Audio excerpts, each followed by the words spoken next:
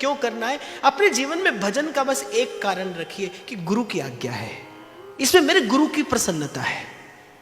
भजन केवल इसी कारण करिए कि मेरे गुरु की सेवा है, संत की सेवा नाम त्याह्य, इसमें मेरे गुरु की प्रसन्नता है। आनुकूल्येन कृष्णानुशीलनम स भक्तिरुत्तम, इससे कहीं प्रभु को सुख मिलता है, इससे मेरे गुरु को प्रसन्नता होती है। जब आप करेंगे तो कर्तृत्व का भाव जगेगा, कर्तृत्व दंभ लेकर आएगा। और जब मैं था तब हरि नहीं, कर्तृत्व दंभ लेकर आएगा। हाथ में माला आई है, गुरु की कृपा है, ये चलेगी तो गुरु की कृपा है। इस माला के जपने से कुछ सुख मिलेगा, सो भी गुरु प्रसाद।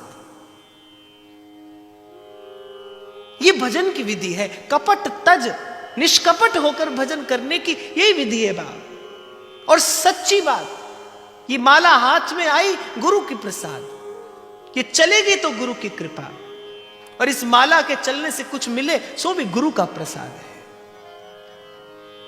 पाया तेरे दर तो मैं रहमता हजारा, शुक्र गुजारा तेरा, शुक्र गुजार। आपका मस्तक झुका रहे गुरु चरणों में, क्या ये सत्य नहीं आपके मेरे जीवन का? दर दर रुल देसी किसे ना संभालिया, मेहरबान साहिब मेरा चरना चला लिया। क्यों ना दाता तेरे तो मैं, क्यों ना दाता तेरे तो मैं तन मन वारा, शुक्र गुजारा तेरा, शुक्र गुजारा।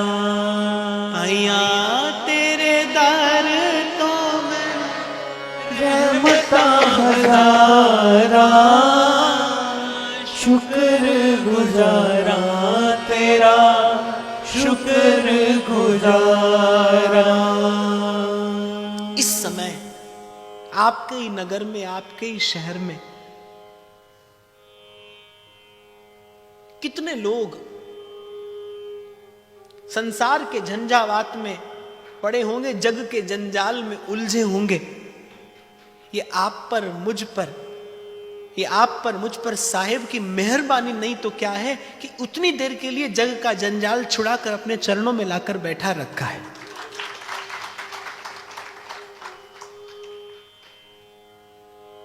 मेरे राम राय, मेरे राम राय, जू राख है त्यों रही है, तुद पावे ता नाम जपावे, सुख तेरा दिता लईए, सुख तेरा दिता लईए। चरण कमल तेरे धोए धोए पीवा, सतगुरु दीन दयाला। और बहुत कठिन है डगर पनघट की, भजन का मार्ग है भाई, ये प्रेम का पथ है, प्रेम गली अति सांकरी और निपट सिलसिली गैल। ये गली अति सांकरी और निपट सिलसिली गैल। माफ करना, संसार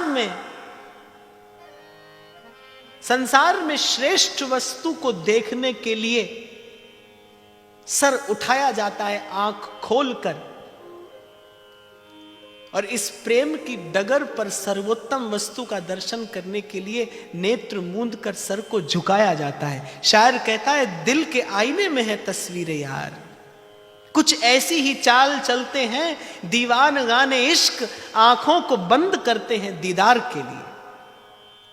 यहां सर झुकाकर और नेत्र मूंदे जाते हैं उस सर्वोत्तम वस्तु का दर्शन करने के लिए। तभी कबीर कह रहे अंतर के पट खोल, और सखी सरलता साध ले, कपट ना हो, थोड़ा हो भजन, चिंता की बात नहीं। आपके मेरे भजन से बहुत कुछ होने वाला नहीं है।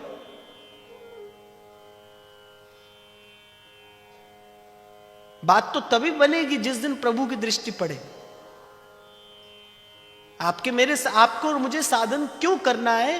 क्योंकि कालाक्षेप कैसे होगा? मन को लगने के लिए कोई ठौर चाहिए, कोई अधिष्ठान चाहिए, मन को लगने के लिए कोई स्थान चाहिए।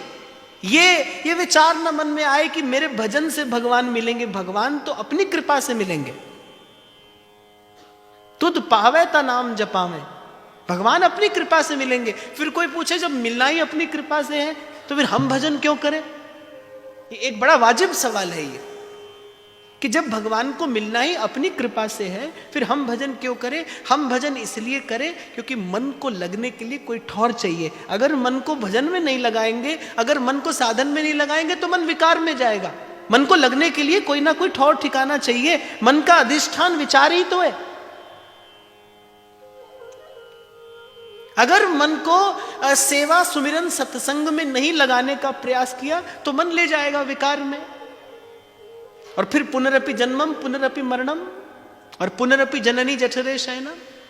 श्रवण कथन सुमिरन में मन को लगाए रखने का एक ही उद्देश्य है, एक ही उद्देश्य है कि आपका मेरा पात्र सदा तैयार रहे, जाने कब प्रभु की कृपा अमृत की वर्षा हो जाए। आपका मेरा बर्तन जो है वो सदा शुद्ध धोया मांजा तैयार रहे, जाने कौन सी घड़ी भगवान की कृपा हो जाए। इसी प्रतीक्षा का नाम तो भक्ति है। देखो, कथा केवल कालक्रम में घटी कोई घटना मात्र नहीं होती। शबरी रोज मार्ग साफ करती है कि जाने कब भगवान आ जाए। वो रोज कंदमूल बीन कर रखती है, जाने किस दिन प्रभु आ जाए और प्रभु को भोग लगाना पड़ जाए। ऐसे ही अपने मन के बर्तन को धो मांझ कर नित्य तैयार रखिए, प्रस्तुत रखिए, जाने कौन सी घड़ी प्रभु की कृपा की वर्षा हो जाए। इसी प्रतीक्षा का नाम भक्ति है, इसी का नाम सेवा भी है, और यही साधन भी है, यही साधन है। हाँ, बस इतना ही कहकर मैं आगे बढ़ूं कि भजन के मार्ग में ये कुपथ ना हो।